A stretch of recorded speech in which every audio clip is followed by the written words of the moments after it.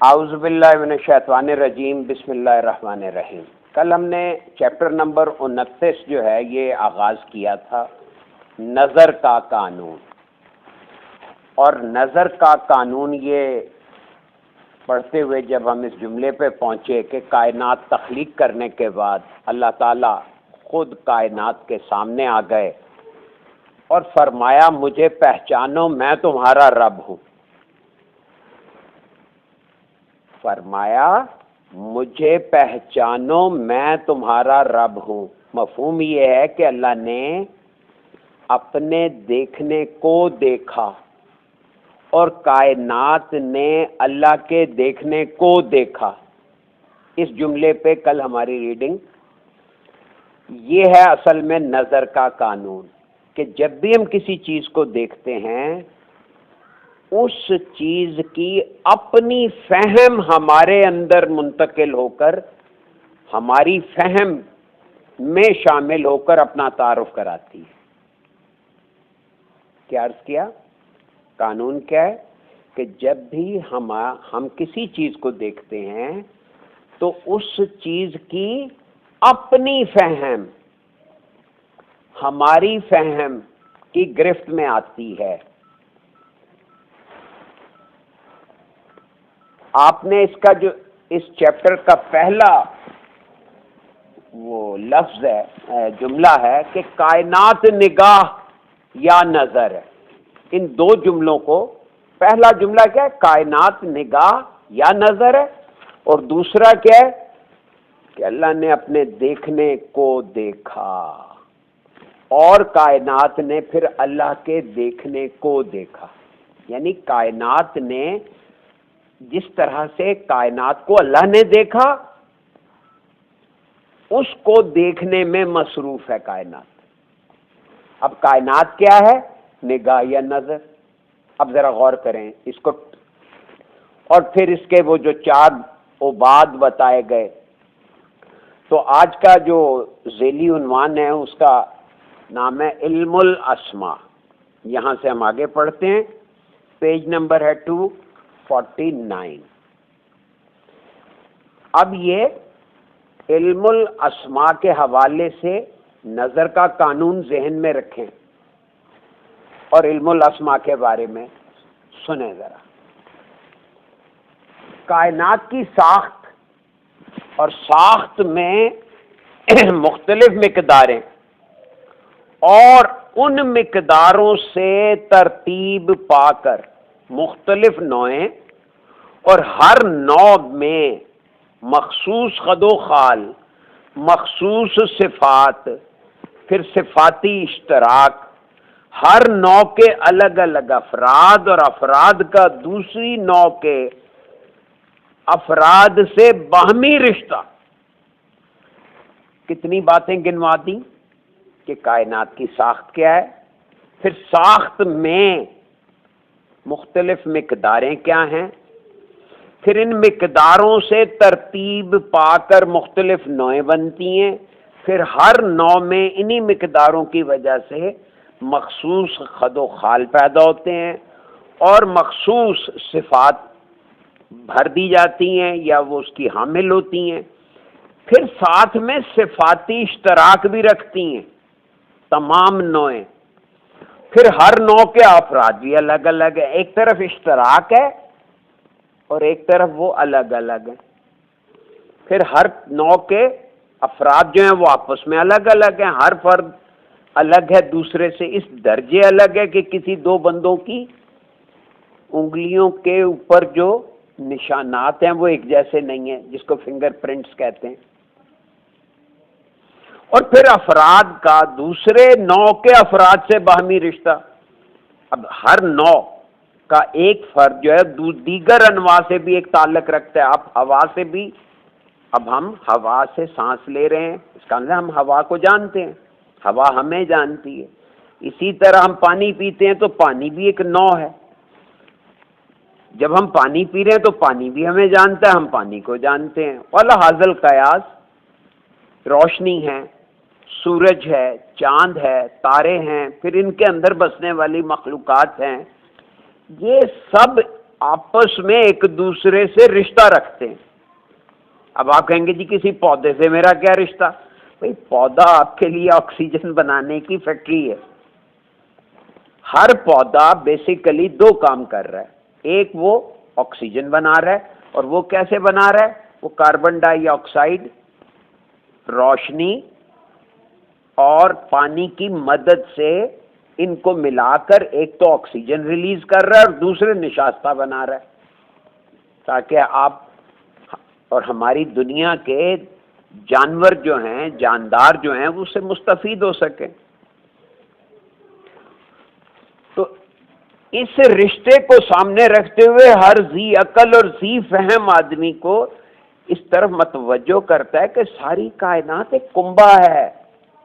لیکن فقیر کا ذہن کائنات میں ہر چیز کو ایک برادری سمجھتا ہے. اس کے ہاں گروہ بندی اور سینس میں ہوتی ہے. وہ دیکھتا ہے کہ کاموں کے حوالے سے ڈویژن ہوئی ہے. وہ ایک دوسرے کے مخاصمت میں گروہ بندی نہیں کرتا، بلکہ وہ اس کو ایک کنبہ سمجھ کے، اور کنبے کے ایک سرپرست اعلیٰ، یعنی ہر کنبے کا ایک اعلیٰ سرپرست ہوتا ہے، اس کو سمجھتا ہے. کائنات میں کوئی بھی نوع ہو یا کسی بھی نوع کا فرد ہو، کائنات کے افراد سے رشتہ منقطع نہیں کر سکتا. دیکھیں نا، میرا سانس چل رہا ہے، میرا دل دھڑک رہا ہے، میرے اعضاء اندرونی سارے خود بخود کام کر رہے ہیں. کیا مطلب ہوا؟ کہ اللہ کا تعلق ہم سے، مجھ سے قائم ہے.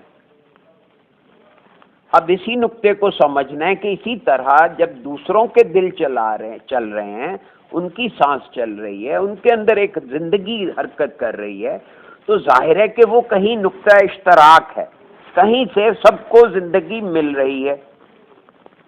تو ساری کائنات کو ایک کنبہ کہہ کر ہماری توجہ اس نقطے کی طرف مبذول کرائی جا رہی ہے کہ اس کائنات کا اس کنبے کا ایک سرپرست اعلیٰ ہے. کائنات میں کوئی بھی نوع ہو، کسی بھی نوع کا فرد ہو، کائنات کے افراد سے رشتہ منقطع نہیں کر سکتا. یعنی کہ آپس میں افراد ایک دوسرے سے کتنے ہی لا تعلق ہو جائیں، وہ رشتہ یہ نہیں ٹوٹ سکتا. اس کی مثال یہ پانی، ہوا اور روشنی، یہ تین بنیادی چیزیں ہیں، چوتھی مٹی ہے. کوئی فرد کائنات میں موجود نوع یا اجرام سماوی سے واقفیت رکھتا ہو یا نہ رکھتا ہو، وہ ان کے ساتھ ایک مخفی رشتے میں بندھا ہوا ہے. یعنی مخفی رشتہ کیا ہے؟ کہ بھی وہ چیزیں بھی اللہ کی صفات سے بنی ہیں، میں بھی اللہ کی صفات سے بنا ہوں. تو لہذا یہ کامنالٹی ہے. کیا؟ اشتراک صفات، کہ ہم سب مشترک صفات سے بنے ہیں. اب مثال دیکھیں کہ کوئی ایک آدمی سورج کی روشنی اور چاند کی چاندنی سے انکار نہیں کر سکتا. کوئی فرد جس طرح درخت کو درخت دیکھتا ہے، اسی طرح دوسری نوع کے افراد بھی درخت کو درخت دیکھتے ہیں. اللہ حاصل قیاس تمام نوعیں ایک دوسرے سے باہمی رشتہ رکھتی ہیں، ایک دوسرے کو پہچانتی ہیں اور ایک دوسرے کے کام آ رہی ہیں. یہ ہے امپورٹنٹ بات کہ یہ پہچان کیا ہے، یہ ایک دوسرے کے کام آنے کے لیے ضروری ہے. اگر یہ بیچ میں پہچان نہ ہو تو ایک دوسرے کے کام نہیں آ سکتے.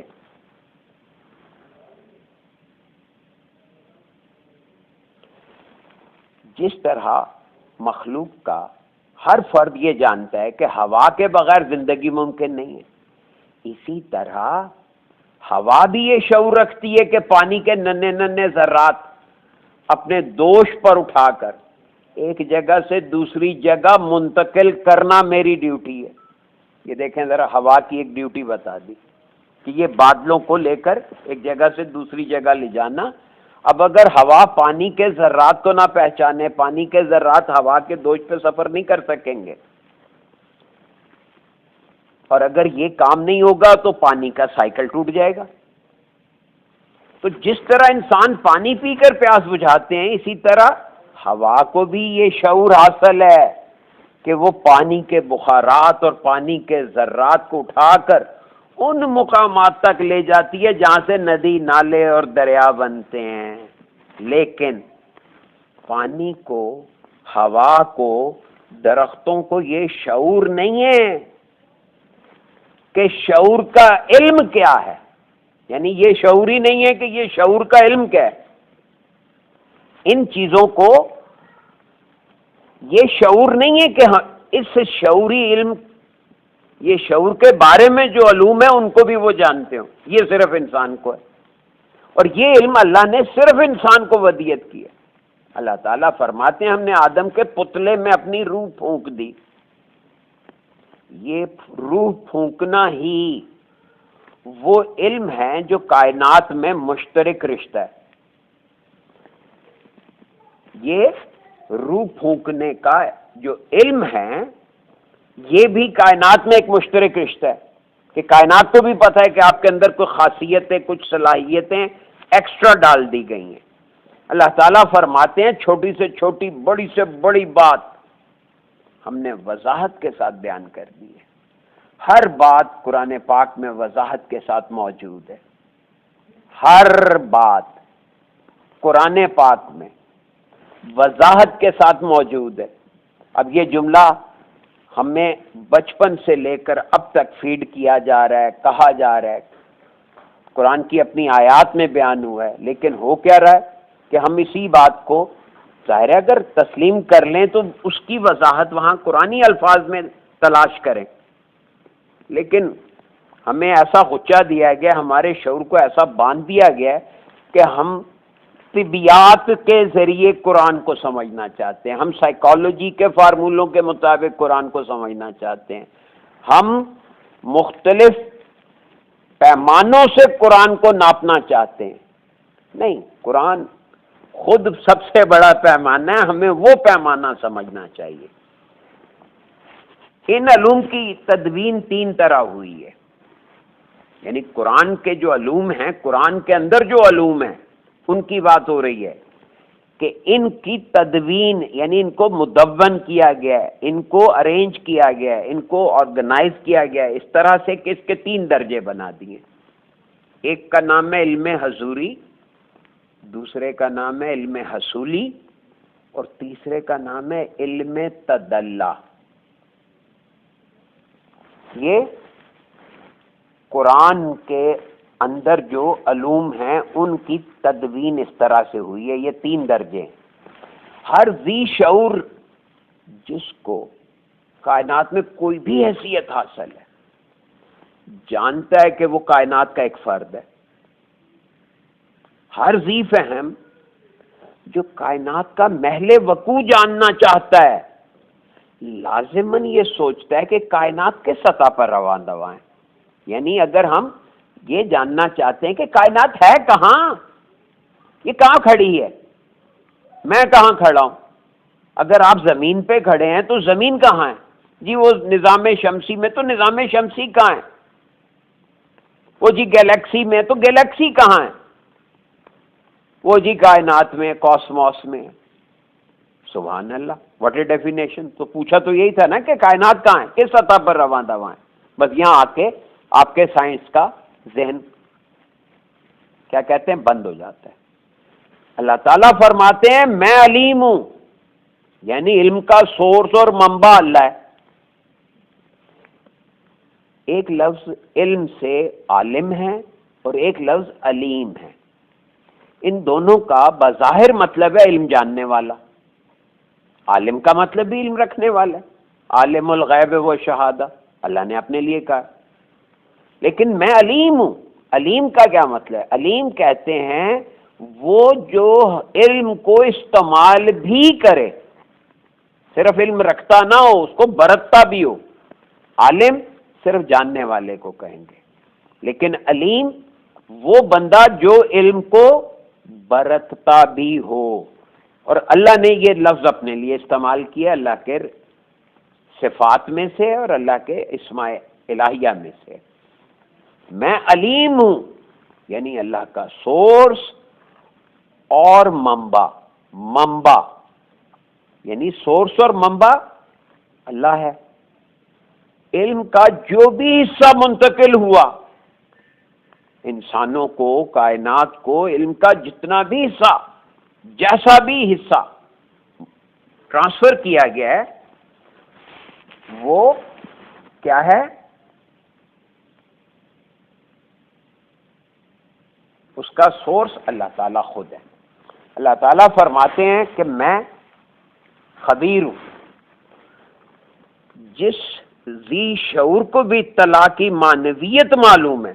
اب خبر، میں خبیر ہوں یعنی جس ذی شعور کو بھی اطلاع کی معنویت معلوم ہے، وہ جانتا ہے کہ زندگی کا دار و مدار خبر پر ہے۔ ساری زندگی ایک خبر متواتر کی حیثیت رکھتی ہے۔ کھانا، پینا، سونا، جاگنا، نفرت کرنا، محبت کرنا، سب اطلاع ہے۔ یہ سب کیا ہے؟ اطلاع۔ اور ایک متواتر اطلاع ملے تو اسے کیا کہیں گے؟ خبر متواتر، لگاتار ملنے والی، ہر خبر دوسری خبر سے جڑی ہوئی ہے۔ جیسے کھانا کھا لیا تو اب مجھے آرام کرنا چاہیے، اب آرام کر لیا تو اب اٹھ جانا چاہیے، یہ ترتیب ہے اس میں، تو یہ خبر متواتر کہلاتی ہے۔ تو ساری زندگی جو ہے یہ خبر متواتر ہے۔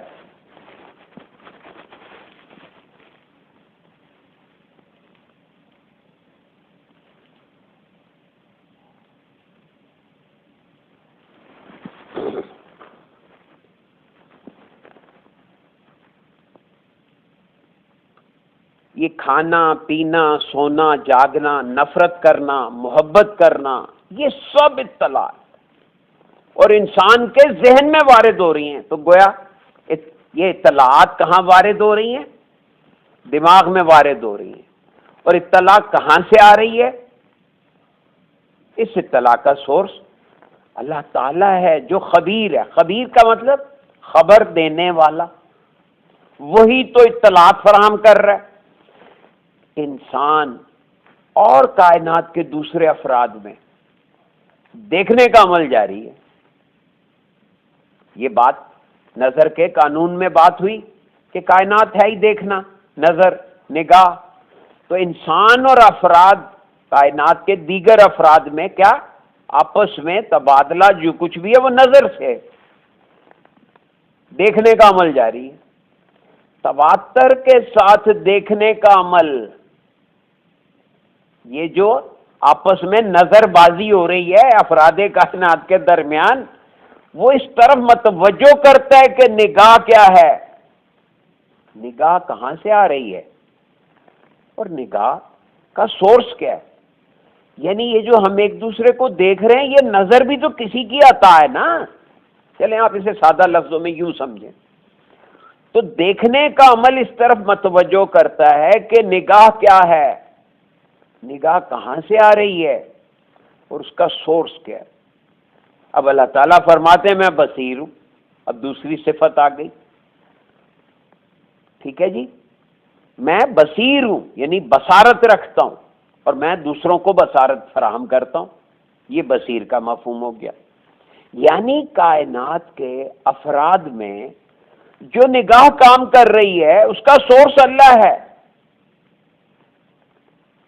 یہ بات اگر ہمارے ذہن میں راسخ ہو جائے تو یہ طرز فکر جو ہے وہ ہمیں مخلوق ہونے کا بھی احساس دلاتی رہے گی، اور ہم اللہ کی طرف سے آنے والی اطلاعات کو زیادہ بہتر طور پہ ریسیو کر سکیں گے، وصول کر سکیں گے اور برت سکیں گے۔ اسی طرح انسان جب اپنی زندگی کا اور اپنے اسلاف کی زندگی کا تجزیہ کرتا ہے، اسلاف اپنے سے آباء و اجداد یعنی پہلے سے جو آپ کے بڑے یعنی باپ، باپ کا باپ، یا اماں تو ماں کی نانی، نانی کی اماں، اس طرح یہ اسلاف کہلاتے ہیں۔ وہ کرتے کراتے آپ آدم تک جا پہنچے۔ تو یہ اپنے اسلاف کی زندگی کا کہ ظاہر ہے مجھ سے پہلے بھی تو کوئی بندہ تھا جس کی وجہ سے میں ہوں، تو وہ اسلاف کی زندگی کا تجزیہ کرتا ہے اور اللہ کی دی ہوئی فہم سے کام لیتا ہے تو اس کے لیے اس بات کا انکار ممکن نہیں رہتا کہ وہ با اختیار ہونے کے باوجود بے اختیار ہے۔ اب دیکھیے ذرا کہ انسان بیک وقت دونوں ہیں، اندھیرا بھی ہے روشنی بھی ہے، اور اسی طرح وہ با اختیار بھی ہے اور بے اختیار بھی ہے۔ یہ سب تضادات کو اکٹھا کر دیا، یہ جوڑے بن گئے۔ تو وہ با اختیار ہونے کے باوجود بے اختیار ہے۔ اب کہاں پہ بے اختیار ہے؟ پیدائش پر وہ قدرت نہیں رکھتا، آپ خود سے پیدا نہیں ہو سکتے۔ اپنی پیدائش پہ کہ فلاں کے گھر پیدا ہونا ہے، کسی نے ہم سے پوچھا کہ فلاں ملک میں پیدا ہونا ہے، فلاں کے گھر پیدا ہونا ہے، فلاں خطے میں پیدا ہونا ہے، فلاں کرے پہ پیدا ہونا ہے، کسی نے پوچھا تو نہیں، کوئی ہمارا اس پہ کوئی اختیار نہیں تھا۔ زندہ رہنے پر اسے قدرت حاصل نہیں ہے، یعنی میں اپنی مرضی سے زبردستی زندہ بھی نہیں رہ سکتا۔ اگر اللہ میاں سوئچ آف کر دیں دل کے دھڑکنے کا تو آپ کے پاس میرے پاس کوئی ہے ہی نہیں طریقہ اس کو دوبارہ چالو کر دیں۔ ضرور کوئی ایسی اتھارٹی ہے، لفظ دیکھیں، اتھارٹی، جس نے زندگی کو کنٹرول کیا ہوا ہے، تو جس نے پوری کائنات کا احاطہ کیا ہوا ہے۔ یہ احاطہ اللہ کی صفت ہے، اور اس صفت کو اللہ تعالیٰ قرآن پاک میں محیط کے نام سے بیان کرتے ہیں۔ اس کے باوجود کہ ہمارے اندر شعور ہے، ہمارے اندر دماغ ہے، لیکن ہم کسی چیز پر حتمی طور پر قدرت نہیں رکھتے۔ محیط یعنی احاطہ کیے ہوئے، تو ہم سب کس کے احاطے میں ہیں؟ محیط کا لفظ یہاں پہ کس لیے انٹروڈیوس کرایا؟ آپ دیکھیے کہ مرشد کریم کس طرح ہمیں ایک ایک اسم کی طرف متوجہ کر کے اس سے ریلیٹڈ گہرائیوں میں اترنے کا طریقہ سکھا رہے ہیں، کہ خبیر کہا، پھر بصیر بتایا، پھر محیط بتایا، تاکہ ہمارا ذہن اللہ کی صفات کا احاطہ کرنے کا اہل ہو جائے۔ ہمارے سارے ارادے، ساری خواہشات کامیابی سے پوری نہیں ہو پاتی۔ غور کریں، ہم سارے ارادے، یہ جتنی بھی خواہشیں ہیں، ضروری نہیں کہ ساری پوری ہو، کچھ پوری ہوتی ہیں کچھ نہیں ہوتی۔ تو جو نہیں ہوتی، اور ہم ہمیشہ ناکامی کا منہ بھی نہیں دیکھتے، یہ بھی نہیں کہ جی کسی کی کوئی خواہش ہی نہ پوری ہوئی ہو۔ تو یہ جو چوائس ہے کہ کون سی خواہش پوری کرنی ہے کون سی نہیں کرنی، وہ ظاہر ہے کہ کوئی بڑی ہستی ہے جس کا یہ پریروگیٹو ہے، وہ طے کرتا ہے۔ انسان کو قدرت حاصل نہیں ہے کہ اپنی مرضی سے جو چاہے کرے، وہ ہر آن کسی ہستی کا محتاج ہے۔ اور یہ یاد رکھیں، یہ جملہ ہی ہمارے پورے نظام یعنی روحانیت کی اساس ہے۔ کیا کہ ہر آن ہم کسی ہستی کے محتاج ہیں، جو محتاج ہوتا ہے اسی کو تو فقیر کہتے ہیں۔ یہ جو فقیری ہے، یہ نہیں کہ بھیک مانگنا ہے یا گداگری کرنا ہے، فقیری گداگری یا بھیک مانگنے کا نام نہیں ہے، بلکہ یہ احساس اپنے اندر اجاگر کرنا ہے کہ جی میں تو اللہ کا محتاج ہوں۔ اب کلمے کا بھی بنیادی ترجمہ دیکھیں تو لا الہ الا اللہ محمد الرسول اللہ، لا الہ، کوئی ہے ہی نہیں ہے الہ الا اللہ سوائے اللہ کے، یعنی کہ میں کسی کا محتاج نہیں ہوں۔ الہ کہتے ہیں جس کی محتاجی ہو، جس کے ہم محتاج ہیں، وہ ہے الہ۔ تو ہر آن کسی ہستی کا محتاج ہے۔ اب ہمارا کلمہ بنیادی طور پہ اگر یہ مفہوم کے ساتھ عام ہوتا اور ہم ساروں کا ذہن اسی پہ ٹک جائے کہ ہم اللہ کے محتاج ہیں، تو ایک دوسرے پہ ڈیپینڈنسیاں نہ ٹوٹ جائیں، پورا نظام سیدھا نہ ہو جائے کہ آپ کو پتہ ہے کہ میں کسی کا محتاج ہوں، اور آگے میں محتاجی اگر کوئی میری احتیاجات کو پورا کر رہا ہے تو کسی مقصد کے تحت کر رہا ہے، مجھے کوئی پرپس اچیو کرنا ہے، لہذا میں ڈیوٹی باؤنڈ ہوں کہ دوسروں کی خدمت کروں۔ غور کریں، چونکہ میں محتاج ہوں کسی ہستی کا، اس ہستی نے میری احتیاجات کو اس لیے پورا کر رہی ہے وہ کہ میں اس کا کوئی پرپز سالو کروں یا اس کو میٹ کروں، تو وہ میں کیسے کروں گا؟ ظاہر ہے جو کام جس کام سے اس نے لگایا میں وہ کروں گا۔ اب اگر میں باپ بن گیا ہوں تو باپ مجھے کس نے بنایا؟ بھائی اللہ نے بنایا، تو میرا کام ہے، میرے فرض ہیں، میرے فرائض ہیں کہ میں اپنی اولاد کی تربیت کروں۔ آپ کہتے ہیں میں کھلا رہا ہوں ان کو، میں ان کو پہنا رہا ہوں، میں ان کو کیا کپڑے پہناتا ہوں اور پہنا رہا ہوں، کھلا رہا ہوں اور وغیرہ، لیکن آپ غور کریں کہ کیا یہ اصل کام؟ یہ تو اللہ کر رہا ہے، اللہ آپ کو وسائل دے رہا ہے کہ بھئی ان پہ خرچ کرو۔ بہرحال یہ بات ہٹ گئی وہاں سے۔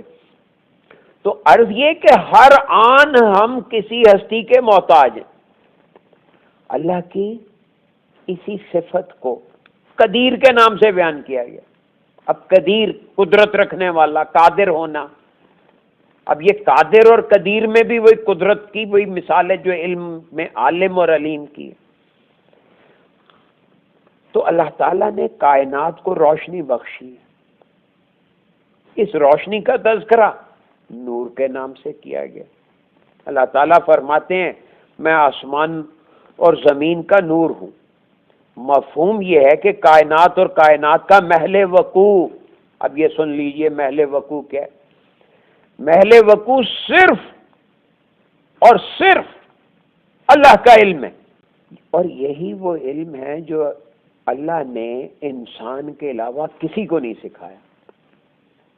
یعنی اس چیپٹر میں یا یہ جو ہم نے شزرا پڑھا علم الاسماء کے حوالے سے، اس میں آپ نے دیکھا کہ مرشد کریم نے نظر کا قانون بتا کر تو علم الاسماء کیوں بتائے؟ کہ آپ کے ذہن میں رہے کہ یہ سارا قانون، ساری صفات اللہ کی، اور ہمیں اس کو کس طرح سے وسیع تر تناظر میں سمجھنا ہے۔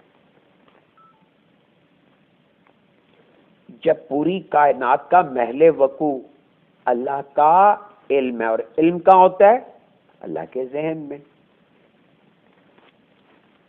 تو جب ساری کائنات کا علم اللہ جانتا ہے یا اللہ کو ہے، تو کائنات کہاں ہوئی؟ اللہ کے علم میں ہوئی یا نہیں ہوئی؟ کہتے ہیں اللہ کے علم میں۔ کائنات اللہ کے علم میں ہے، اور کائنات کیا ہے؟ نگاہ یا نظر۔ غور کریں ذرا اس جملے پہ۔ اچھا، یہاں یہی وہ علم ہے جو اللہ نے انسان کے علاوہ کسی کو نہیں سکھایا۔ یہاں پہ چھوٹی سی وضاحت میں عرض کر دوں، وَنَفَخْتَ فِيهِ مِنَ الرُّوحِ، اس پہ میں نے مرشد کریم سے سوال پوچھا کہ جی اللہ نے کیا پھونکا؟ علم تو علیحدہ ہے، سکھانے کی بات الگ ہے۔ تو اس پہ میرے مرشد کریم نے بہت ہی شفقت سے بہت اپریشیٹ کیا کہ کسی نے یہ سوال تو پوچھا، تو اس پہ فرمایا کہ وہ کچھ دیکھیں، نفختہ، نفخ یعنی کہ پھونکنا، کوئی چیز منتقل کی گئی، تو وہ کچھ صلاحیتیں منتقل کی گئیں، اور ان صلاحیتوں کے استعمال کا علم، صلاحیتیں یا صفات پھونکی گئیں خصوصی طور پہ۔ اب اسی کو عالم امر خاص کہا ہے تصوف میں، کیونکہ یہ صفات جو ہیں صرف انسان کو منتقل کی گئیں، یہ صلاحیتیں، یعنی ظاہر ہے وہ اللہ کی ہیں تو صفات، لیکن انسان میں وہ صلاحیتیں کہلاتی ہیں۔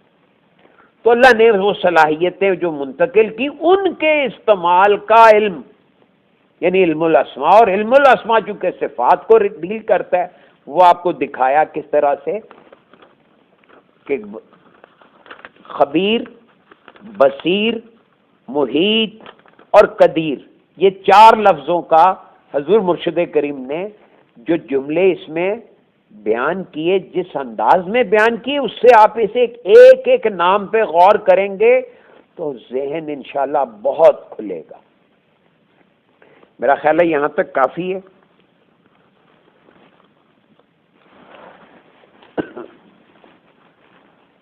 ٹھیک ہے جی، بہت شکریہ۔